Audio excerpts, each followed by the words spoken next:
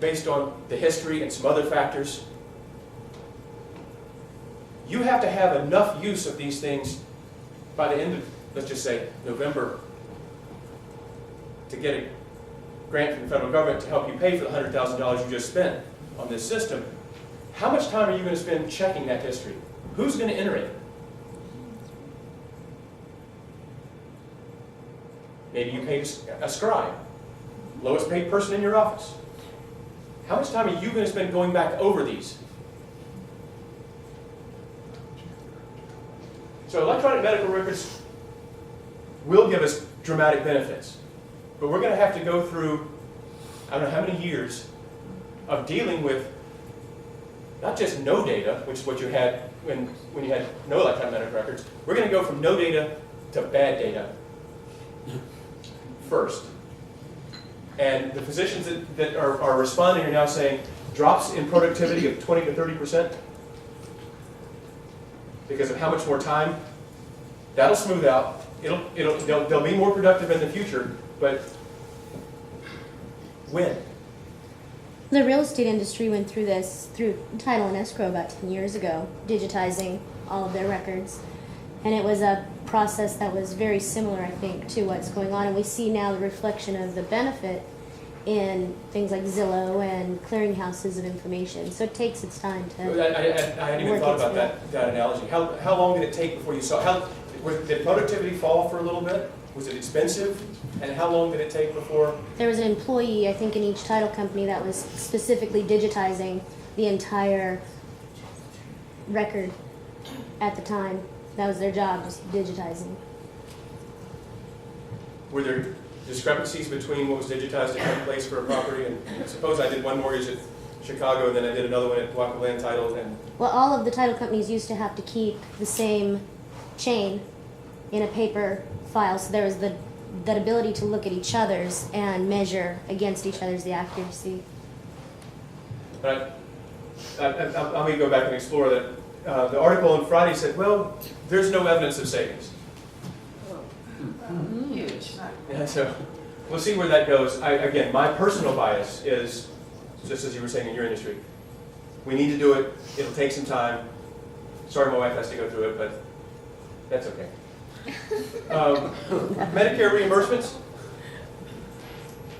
So fiscal cliff, one of the conversations in the fiscal cliff,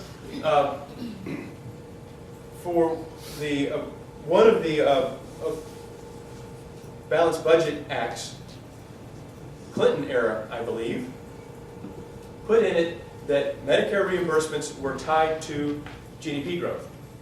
And every year, so and there's supposed to have been some ratcheting down of Medicare reimbursements to try to squeeze some efficiencies into, or force some efficiencies into the healthcare system. So one year there's supposed to be a 3% cut. Congress pushed it out. So the next year there's supposed to be a 5% cut. Congress pushed it out. The next year there's supposed to be a 7.5% cut. Congress pushed it out. Buried in the fiscal cliff language of last month was we're now up to 26.5% cut. In Medicare reimbursements. And some doctors are now saying, I hope it goes through. Because the only way we'll get changes is if you drop Medicare reimbursements by 25-30%, no one will see a Medicare patient. And the AARP is a pretty good lobby, and we'll finally get things going. But what really is interesting to me from an economic perspective, I don't know that I want to accept a new Medicare patient, even if they're marginally profitable right now, because I don't know what's going to happen in the future. That uncertainty adds a problem. So there's lots of important discussions here. Very, very quickly, consolidation, and that's this one's fun to look at locally and regionally because you have Northwest Cardiology coming under St. Joe's Madrona thing. Obviously, a lot of discussion right now in Skagit County about whether hospitals down there are going to merge or who go. Part of what you're seeing is that if I'm in a private clinic and I perform whatever the surgery or test or procedure is, I get paid a certain amount. And whether that's the Medicare rate or something negotiated with a private pay insurance company, It's set, and there's a billing code for that. If the same thing is done in a hospital, billing code, same activity, the reimbursement's a little higher. Okay. Because hospitals often have to write off charity care and whoever comes to the emergency room. So you're seeing hospitals look at clinics knowing that whatever this clinic has its revenue stream, the hospital doing the same work can get a higher revenue stream. Problem: when you've gone from being a physician in a clinic that you run, and you're now a salaried employee, what happens to some of the work and productivity? So there's a fascinating squeeze. It's a big trend for a reduction in small clinics and small private independents. More people becoming hospitalists and more clinics being owned by the hospital, but then hospital finding that they're not getting the net revenue that they thought. So they're searching for economies of scale. So you're looking at some interesting mergers and alignments there. It's 10 o'clock. Like I said, et cetera, et cetera, et cetera. This goes on. We don't talk about this stuff enough in groups like this. There are proposals for reform locally that need broad input. And there are things that we can all do to help some of these systems, some of these changes go a little bit more smoothly. I wish we did talk about all this stuff more. And I apologize for taking too much of your time. Is there a quick question? Or?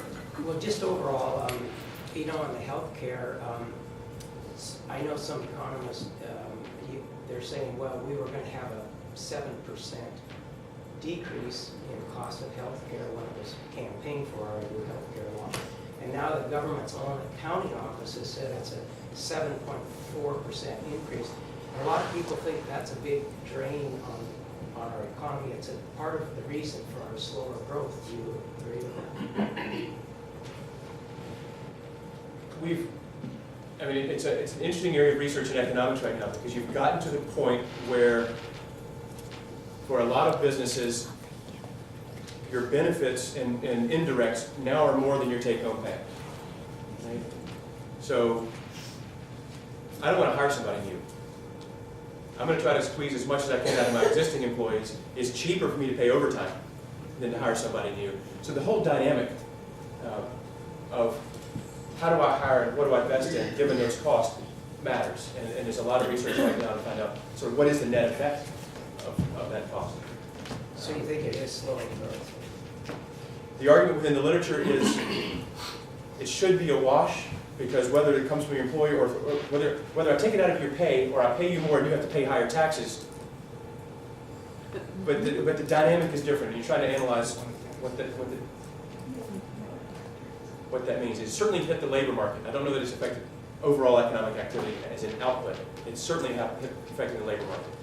So with that, I'll stop. Did anybody else have any questions really quickly? I just want to thank you, Hart, so much for coming this morning. Overall,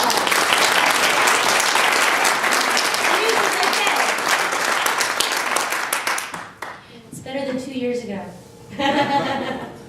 Thank you so much for coming. My pleasure. Thank you. All right, you guys, thank you. We went over a little bit today, and I appreciate your time to be able to stay and listen to Hart. He always has a wealth of information, and it sounds like he's throwing out a challenge to some